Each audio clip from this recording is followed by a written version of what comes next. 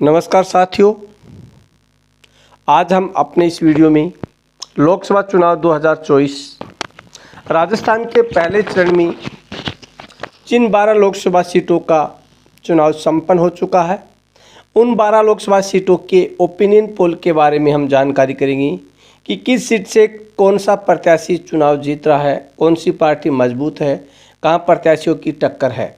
ये हम अपने इस वीडियो में जानकारी करेंगे।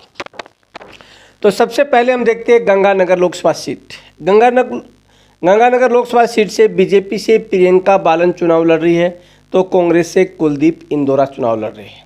यहाँ से भाजपा प्रत्याशी प्रियंका बालन है, वो मजबूत स्थिति में है, वो यहाँ से चुनाव जीत सकती है। उसके बाद में बात करते हैं हम बीकानेर से भाजपा से अर्जुन राम मेघवाल चुनाव लड़ रहे हैं, तो कांग्रेस से गोविंद राम मेघवाल चुनाव लड़ रहे हैं। चुनावी रुझानों से हम चर्चा करें तो भाजपा प्रत्याशी अर्जुन राम मेघवाल यहाँ से चुनाव जीत रहे हैं। उसके बाद में बात करेंगे हम नागौर लोकसभा क्षेत्र। यहाँ से बीजेपी से ज्योति मिर्धा है, तो आरएलपी यानी इंडिया गठबंधन से हनुमान बेनीवाल है। ज्योति मिर्धा और हनुमान बेनीवाल दोनों में कड़ी टक्कर है, यानी दोनों प्रत्याशी मजबूत स्थिति में है, कड़ी टक्कर है दोनों में।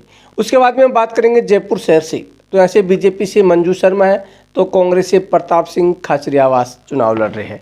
यहाँ से भाजपा प्रत्याशी मंजू शर्मा है, वो काफ़ी मजबूत स्थिति में है, वो यहाँ से चुनाव जीत सकती है।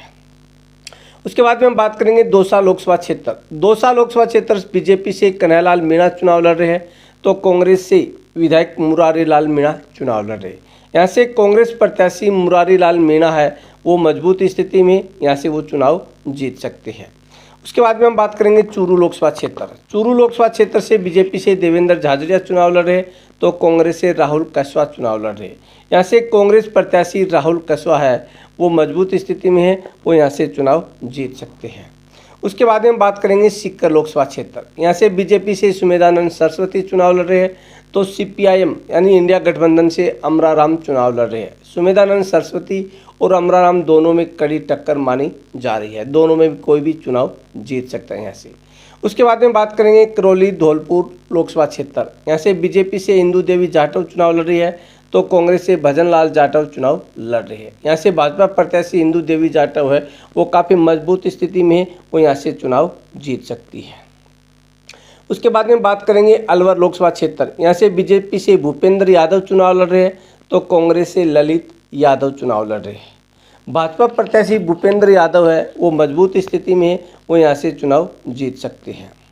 उसके बाद में हम बात करेंगे जयपुर ग्रामीण लोकसभा क्षेत्र की। यहाँ से बीजेपी से राव राजेंद्र सिंह चुनाव लड़ रहे हैं, तो कांग्रेस से अनिल चोपड़ा चुनाव लड़ रहे हैं। भाजपा प्रत्याशी राव राजेंद्र की स्थिति काफ़ी मजबूत है, वो यहाँ से चुनाव जीत सकते हैं। उसके बाद में हम बात करेंगे भरतपुर लोकसभा क्षेत्र।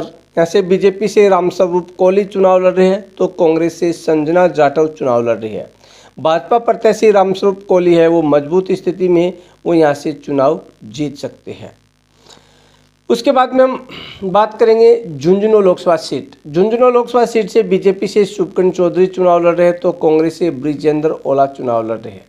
यहाँ से भाजपा प्रत्याशी शुभकर्ण चौधरी काफ़ी मजबूत स्थिति में है, वो यहाँ से चुनाव जीत सकती है। ये 12 लोकसभा सीटें थी जो पहले चरण में उनका चुनाव हुआ था। उनमें भाजपा है वो झुंझुनू, बीकानेर, अलवर, जयपुर शहर, जयपुर ग्रामीण, गंगानगर, करौली धौलपुर और भरतपुर, इन 8 लोकसभा सीटों पर भाजपा प्रत्याशी है वो चुनाव जीत सकते हैं। जबकि 2 सीकर और नागौर पर भाजपा और कांग्रेस में कड़ी टक्कर देखने को मिल रही है। जबकि 2 सीट चूरू और दौसा से कांग्रेस प्रत्याशी है वो चुनाव जीतते हुए नजर आ रहे हैं। ये था राजस्थान की पहले चरण की 12 लोकसभा सीटों का चुनावी विश्लेषण।